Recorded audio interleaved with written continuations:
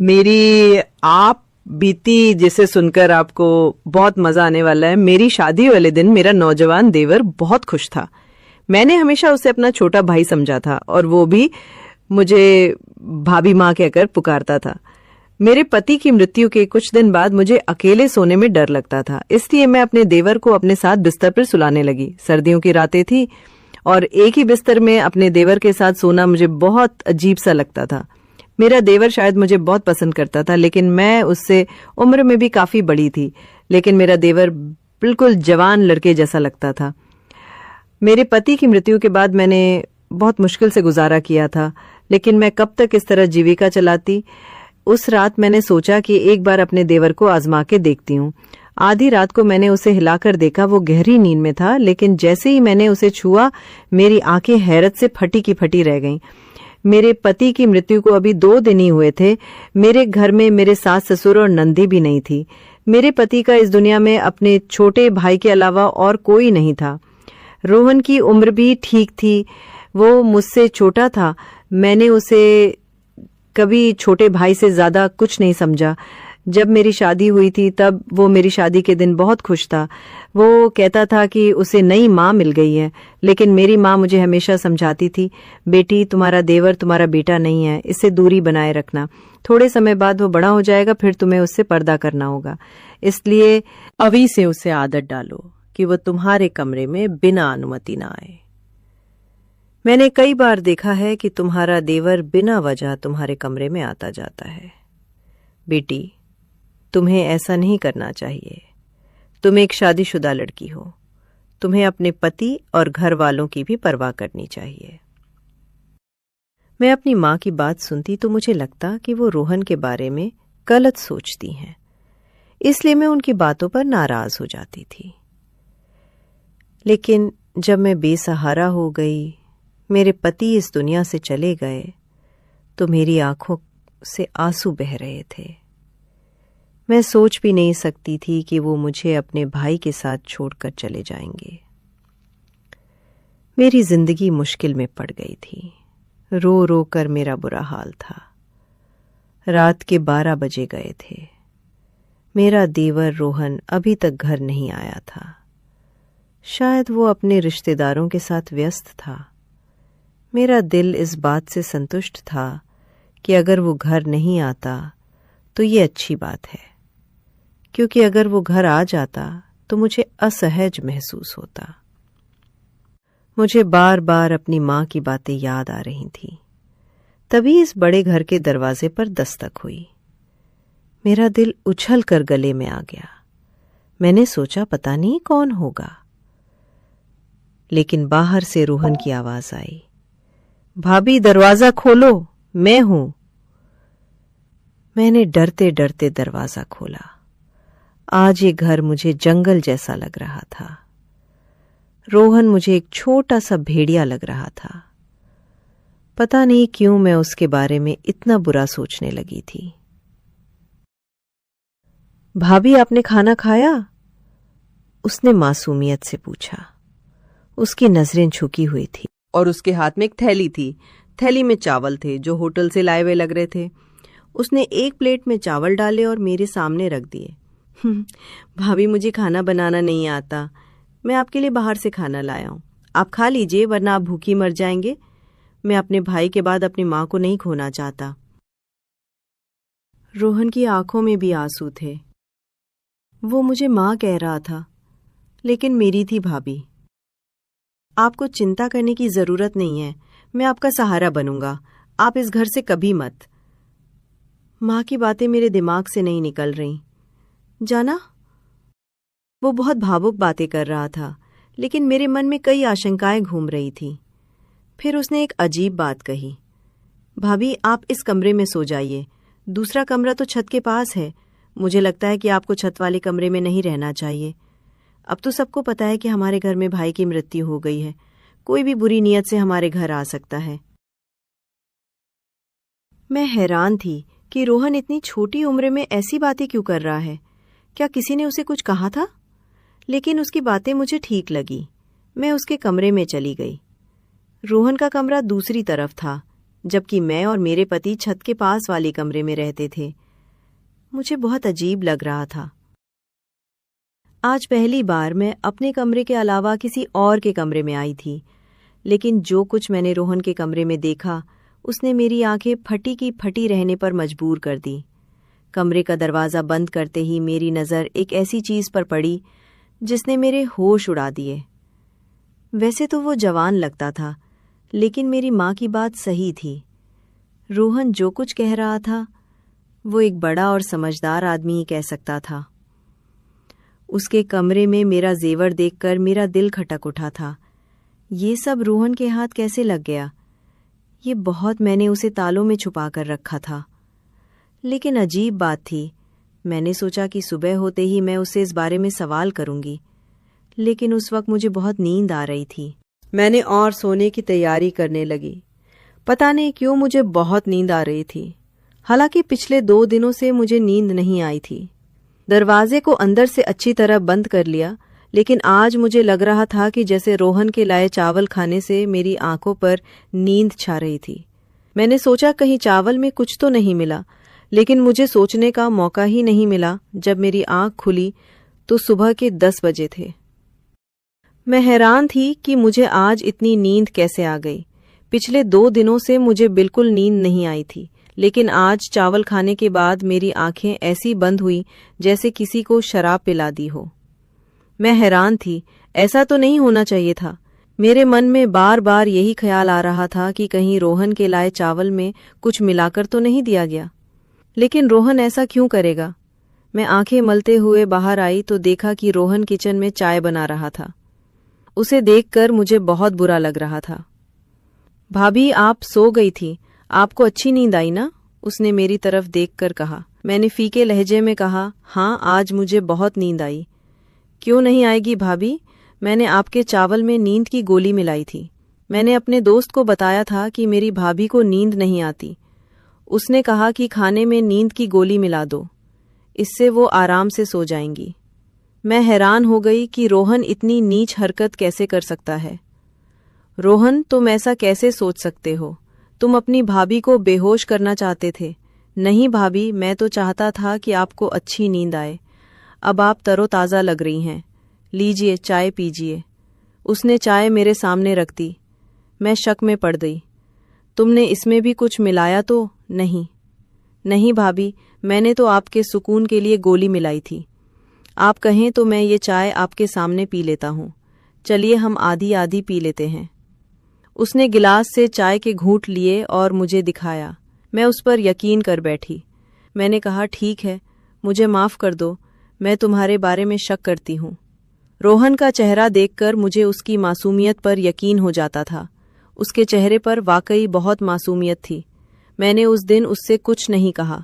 मैं जानना चाहती थी कि वो आगे क्या कहेगा, क्योंकि जो कुछ मैंने उसके कमरे में देखा था उसकी कोई माफ़ी नहीं थी। थोड़ी देर बाद उसने खुद ही बात शुरू की। भाभी, मैं आपके जेवर बेचना एक बहुत ईमानदार अंकल है, वो जेवर बेचकर हमें बहुत पैसे देंगे। हम उन पैसों से एक मकान खरीद लेंगे। इस किराए के मकान में हम कब तक रहेंगे? मकान मालिक परसों किराया लेने आ जाएगा। हमारे पास तो पैसे भी नहीं हैं। रोहन की बात सुनकर मैं हैरान रह गई। मैंने अभी तक ऐसा सोचा भी नहीं था। वो ऐसा कैसे सोच सकता था? मैंने कहा, रोहन, तुम्हें ये ख्याल कैसे आया कि हम नया घर खरीदें? भाभी, मुझे आगे शादी भी करनी है। हमें सारी जिंदगी एक साथ रहना है। हमारे पास अपना घर होना चाहिए। किराए के घर में इंसान सिर्फ जलील होता है। रोहन की बात ठीक थी, इसलिए मैंने जेवर के बारे में कुछ नहीं कहा।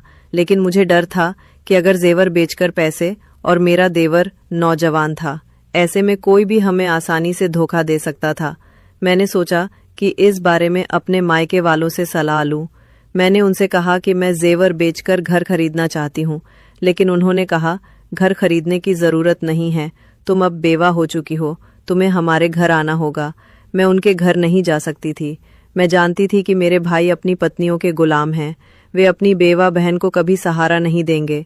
जिंदगी भर उनके सहारे नहीं रहा जा सकता। ये अच्छा मौका था। मैं अपने जेवर बेचकर घर खरीद सकती थी। मेरे पति ने मेरे लिए बहुत सारा जेवर बनवाया था, लेकिन अपने भाइयों की नीयत देखकर मैंने जेवर बेचने का इरादा कर लिया। मैंने रोहन से कहा, तुम चाहो तो जेवर बेच दो। मैं अपने मायके वालों के रवैया से निराश हो चुकी थी। रोहन ने अपने उस अंकल को जेवर दे दिए। 2 दिन बाद उन्होंने हमें एक बहुत अच्छी जगह पर घर की चाबी और कागजात दे दिए। मैं इस पूरे प्रकरण पर हैरान थी। 2 दिन में इतनी जल्दी घर कैसे मिल सकता है? लोगों को घर के लिए इतना काम करना पड़ता है, कागजात, इंतकाल और बहुत कुछ। लेकिन जब रोहन ने कागजात मेरे हाथ में दिए तो मैं हैरान रह गई। वो छोटा था, लेकिन उसकी सोच बड़ों जैसी थी। फिर उसने एक अजीब बात कही, भाभी, हम घर साफ कर लेंगे, फिर आपसे जरूरी बात करनी है। उसकी आंखों में एक अजीब सी बेचैनी थी, जिसे देखकर मैं समझ नहीं पा रही थी कि वो मुझसे क्या कहना चाहता है। उस वक्त मैं जल्दी में थी। हमने घर में सारा सामान रख दिया था। अब हमें खाने पीने और राशन की चिंता थी। मैंने तो कभी नौकरी भी नहीं की थी। फिर रोहन ये क्यों कह रहा था कि उसे मुझसे जरूरी बात करनी है? मेरे मन में कई सवाल थे, लेकिन मैं चुप रहना चाहती थी। शाम को मैंने सारा सामान अपनी जगह पर रख दिया। वैसे भी हमारा सामान ज्यादा नहीं था। मैंने अच्छा खाना बनाया, बिल्कुल वैसा जैसा मैं अपने पति के लिए बनाया करती थी। मैं रोहन का इंतजार कर रही थी, क्योंकि वो इस घर का हिस्सा था। मैं नहीं चाहती थी कि वो बाहर जाकर गंदा खाना खाए। मैंने उसके दिन वो घर नहीं आया। मुझे बहुत अजीब लगा। उसे इस वक्त घर होना चाहिए था। रात के 10 बज गए थे। मेरे पति की मृत्यु से फिर बाहर नहीं निकलता था। मुझे डर लग रहा लिए बहुत मेहनत से खाना बनाया था, लेकिन उसके पहले वो शाम 5 बजे तक घर आ जाता था और तब मैं उसका इंतजार करने लगी। रात के 12 बजे उसने दरवाजे पर दस्तक दी। मैंने गुस्से से दरवाजा खोला और उस पर बरस पड़ी। कहाँ चले गए थे रोहन? तुम्हें शर्म नहीं आती? मैं तुम्हारी बेवा भाभी तुम्हारा इंतजार कर रही थी। मैंने तुम्हारे लिए खाना बनाया और तुम मौके अपने भाई के जाते ही आवारा हो गए। आखिर ऐसी कौन सी बात है जो तुम घर में नहीं कर सकते? तुम्हें बाहर जाना पड़ता है। अपने दोस्त को यहीं बुला लिया करो भाभी। मैं ऐसा नहीं कर सकता। उसने गुस्से से मुझे देखा, जिससे मैं डर गई। लेकिन वो तो एक बच्चा था। मैंने सोचा कि मैं उसे डरा सकती हूँ। मैं यही सोचकर बात कर रही थी कि वो मुझ पर चिल्ला उठा, भाभी बस करो, मुझे अब आपकी कोई बात नहीं सुननी। जो खाना आपने बनाया उसे आप खुद खा लो। ये कहकर वो अपने कमरे की ओर चला गया। उस वक्त वो किसी 40 साल के मर्द की तरह गुस्सा कर रहा था। मुझे बहुत अफसोस हुआ। वो गुस्से में था, जरूर कोई बात थी। मैंने उसके कमरे में जाकर दस्तक दी। उसने दरवाजा खोला और अजीब नजरों से देखकर बोला, भाभी एक बात कहूँ, आप मुझसे शादी कर लो, वरना आप काफिर हो जाएंगी। उसकी बात सुनकर मेरी आंखें फटी की फटी रह गईं। तुम ऐसा कैसे सोच सकते हो कि मैं तुमसे शादी करूंगी? तुम्हारा माँ वाला प्यार कहाँ गया? तुम मुझे सुबह शाम माँ कहते थे, अब क्या हो गया? किसने तुम्हारा दिमाग खराब कर दिया? इतनी नीच बात तुमने कैसे सोची और फिर मुंह से कैसे निकाली? मैं गुस्से से आग बबूला हो रही थी। वो बिना किसी शर्म के मेरे सामने हाथ बांधे खड़ा था और मुझे टकटकी भरी नजरों से देख रहा था। मुझे उसकी नजरों से डर लगने लगा।